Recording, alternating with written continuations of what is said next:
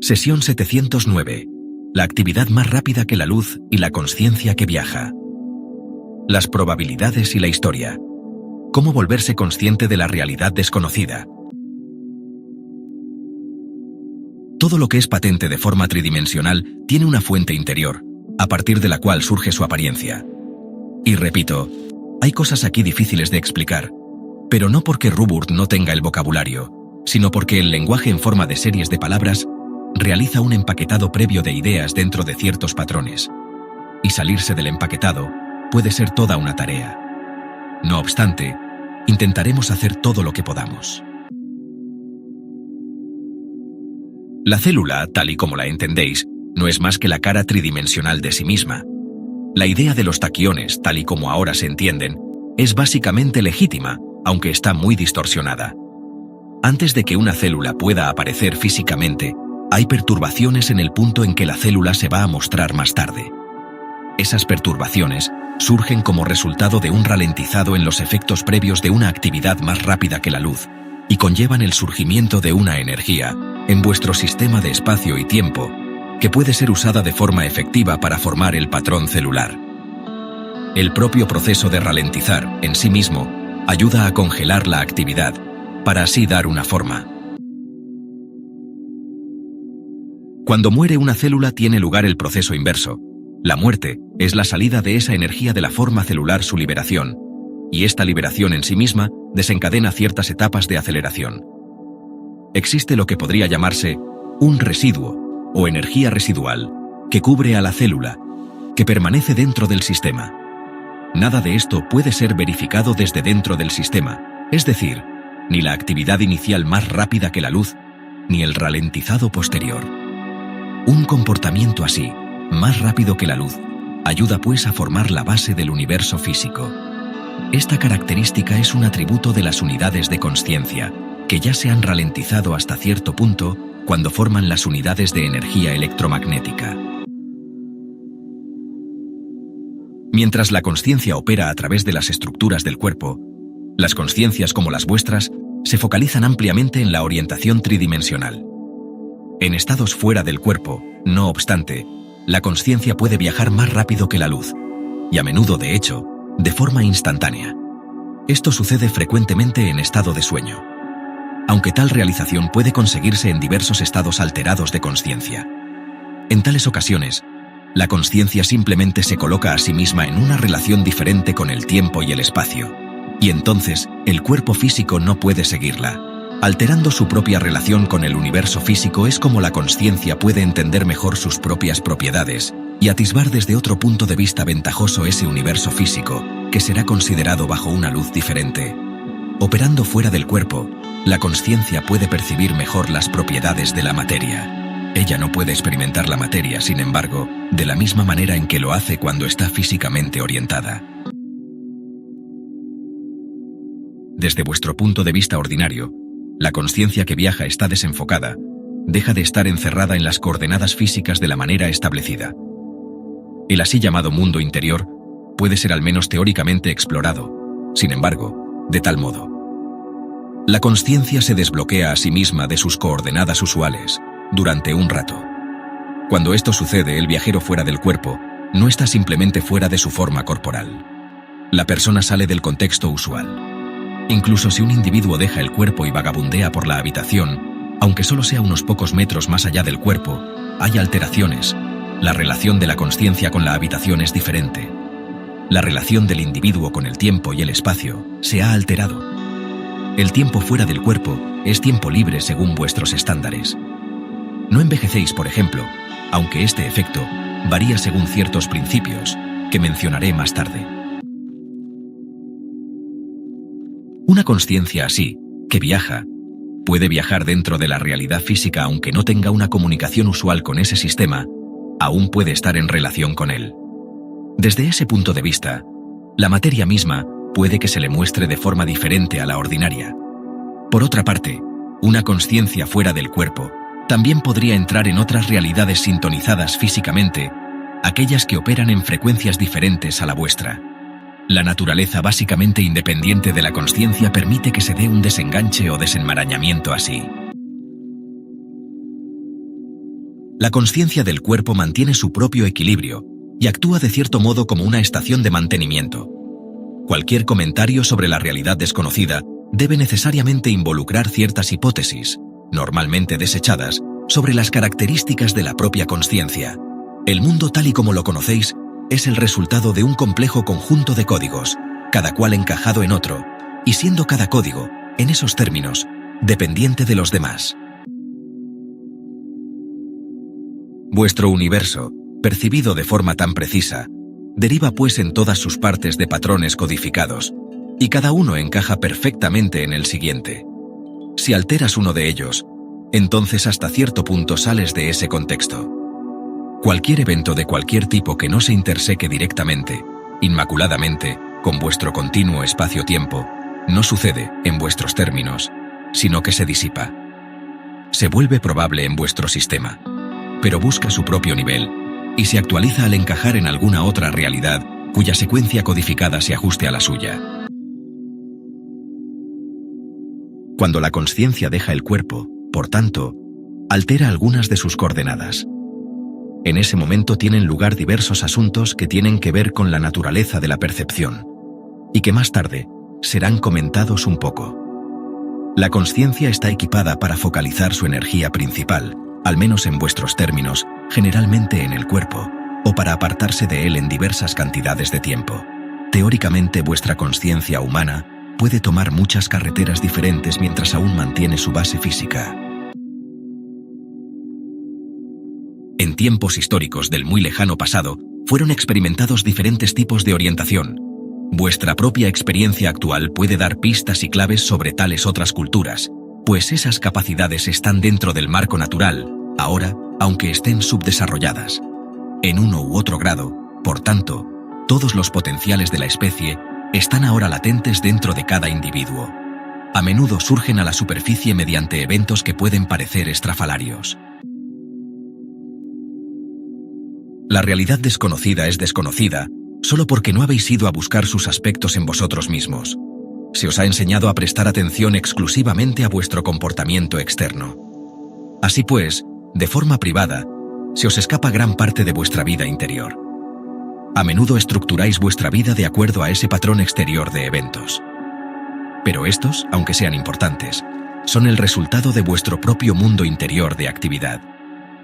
Ese mundo interior es vuestra única conexión real con los eventos externos, y los detalles objetivos tienen sentido solo debido a la subjetividad que hizo que nacieran. De la misma manera, cuando examináis el estado actual del mundo, o la historia, a menudo estructuráis vuestras percepciones de modo que solo veis la superficie más externa de los eventos. Usando el mismo tipo de razonamiento, sois propensos a juzgar el pasado histórico de vuestra especie en unos términos muy limitados, y de pasar por alto grandes cuotas de vuestra historia, pues os parece que no tienen sentido. Mientras creáis, por ejemplo, que la tecnología según la entendéis significa por sí sola progreso, y que ese progreso necesariamente requiere que continúe para siempre la imperiosa manipulación física del entorno, juzgaréis las civilizaciones del pasado bajo esa luz. Y esto os cegará a ciertos logros y a otras orientaciones hasta tal punto, que no seréis capaces de ver la evidencia del logro cuando aparezca ante vuestros propios ojos.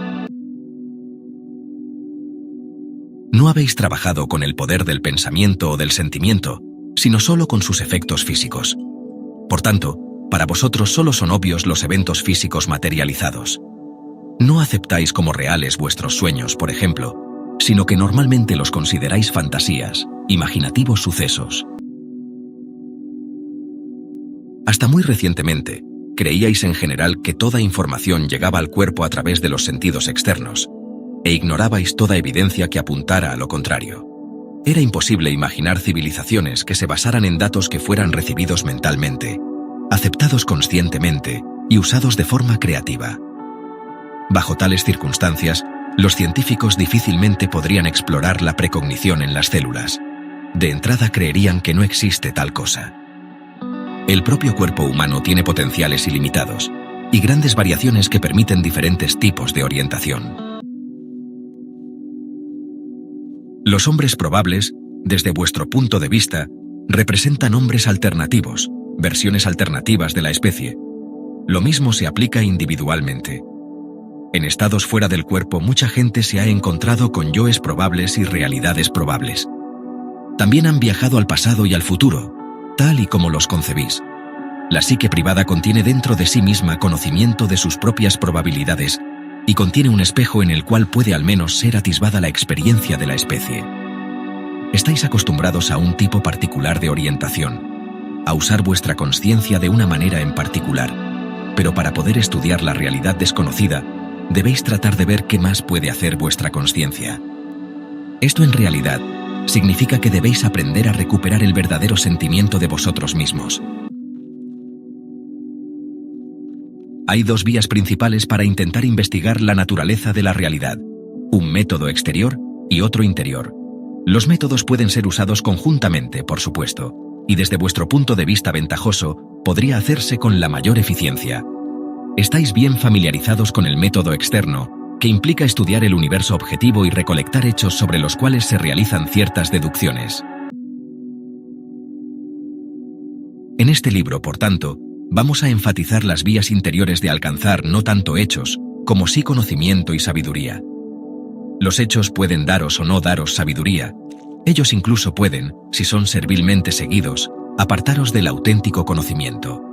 La sabiduría os muestra el interior de los hechos, por así decirlo, y las realidades de las que surgen los hechos. Así pues, mucho de lo que queda de realidad desconocida va a tratar con el examen interior de la naturaleza de la realidad, y con algunos ejercicios que os permitan veros a vosotros mismos y al mundo desde otra perspectiva. Más tarde intentaré decir mucho más sobre algunas civilizaciones que, en vuestros términos, vinieron antes que la vuestra. Pero antes de poder entender su orientación, tendremos que hablar de varios tipos alternativos de consciencia y de experiencia fuera del cuerpo. Estos os ayudarán a entender cómo pueden operar otros tipos de culturas de maneras tan ajenas a la vuestra. Ahora vamos a comentar los métodos alternativos de orientación que puede tomar la consciencia cuando está aliada a la carne, tratando de dar al lector cierta experiencia personal con tales condiciones alteradas, así como una breve historia de algunas civilizaciones que utilizaron esas orientaciones no oficiales como métodos predominantes de enfoque. Para familiarizarse con la realidad desconocida debéis, hasta cierto punto, conceder que existe, por tanto, y estar dispuestos a apartaros de vuestro comportamiento usual. Todos los métodos dados son muy naturales, inherentes a la estructura del cuerpo, y están incluso biológicamente anticipados. Vuestra consciencia no podría dejar vuestro cuerpo y regresar a él de nuevo a menos que hubiera mecanismos biológicos que permitieran tal cosa. He dicho que el cuerpo de hecho puede seguir adelante realizando las actividades necesarias de mantenimiento, mientras la consciencia principal está desconectada de él. Hasta cierto punto puede realizar pequeñas tareas rutinarias. En el sueño, de hecho, no es para nada necesario que la consciencia principal esté alerta en el cuerpo. Y es más, solo en ciertos tipos de civilizaciones es necesario ese tipo de relación tan cercana entre la consciencia principal y el cuerpo. Hay otras situaciones, por tanto, en las que la consciencia se aparta de forma ordinaria mucho más, regresando al cuerpo como a una estación base de operaciones, contando con él solo para ciertos tipos de percepción, pero no dependiendo de él para formarse la imagen total de la realidad. La vida física por sí misma no requiere necesariamente de ese tipo de identificación del yo con la carne que es el vuestro. Esto no significa que en esas realidades haya alienación. Simplemente se trata de una relación en la que el cuerpo y la consciencia se relacionan con otros eventos. Solo vuestras creencias, vuestro entrenamiento y vuestro adoctrinamiento neurológico evitan que reconozcáis la verdadera naturaleza de vuestra consciencia mientras dormís. Dejáis afuera esos datos. En ese periodo, sin embargo, en un orden interior de eventos, estáis muy activos y hacéis mucho del trabajo mental interno que luego aparecerá como experiencia física. Mientras vuestra consciencia está involucrada en eso, vuestra consciencia corporal realiza muchas funciones que son imposibles de realizar para ella durante el tiempo de vigilia. La creatividad biológica más grande tiene lugar mientras dormís, por ejemplo, y son aceleradas ciertas funciones celulares. Es entonces obviamente necesario algún tipo de desacoplamiento entre vuestra consciencia principal y el cuerpo, pues si no, eso no podría suceder. El dormir no es un subproducto de la vida de vigilia. En términos más amplios, estáis igual de despiertos cuando estáis dormidos, pero el enfoque de vuestro discernimiento está puesto en otras direcciones. Como sabéis, podéis vivir durante años en un coma, pero no podríais vivir años sin dormir. Incluso en coma hay actividad mental, aunque podría ser imposible verificarla desde fuera. Es posible que se dé un cierto tipo de comportamiento consciente libre cuando no estáis físicamente orientados, como lo estáis en el estado de vigilia, y esa actividad es necesaria incluso para la supervivencia física. Esto también tiene que ver con las pulsaciones de energía en las que la consciencia, tal y como la conocéis, ahora, se ejercita a sí misma, usando capacidades nativas que no pueden ser expresadas solo mediante la orientación física. Vuestra propia consciencia principal tiene la capacidad de viajar más rápido que la luz, pero esas percepciones son demasiado rápidas, y los patrones neurológicos estructurados que aceptáis no pueden capturarlas. Y aún más, la comprensión y la respuesta celular también son demasiado rápidas como para que las podáis seguir. Ese marco, suspendido en equilibrio, en que consiste la existencia física, requiere de una plataforma particular de experiencia que vosotros aceptéis como válida y real. En ese nivel solo es experimentado el universo que conocéis. Esa plataforma o enfoque es el resultado de la más fina cooperación. Vuestra propia consciencia libre y vuestra consciencia corporal forman una alianza que hace esto posible. Una realización así en realidad significa que la realidad física se enciende y se apaga. En vuestros términos solo existe en vuestras horas de vigilia. El trabajo interno que la hace posible se realiza en gran medida en el estado de sueño. El encuentro entre la consciencia corporal y vuestra consciencia principal requiere de un intenso enfoque, para el cual son necesarias las más grandes manipulaciones. Las percepciones deben ser precisas en términos físicos. Hasta cierto punto, sin embargo, esa exquisita concentración conlleva que tengan lugar ciertas limitaciones. La comprensión celular no es sintonizada por el yo consciente normal, que es igualmente inconsciente de su propia naturaleza espontánea en niveles más elevados. Así que debe tener lugar un proceso de desacoplamiento que permita que cada cual se regenere. La consciencia deja entonces el cuerpo. La consciencia corporal se queda con él.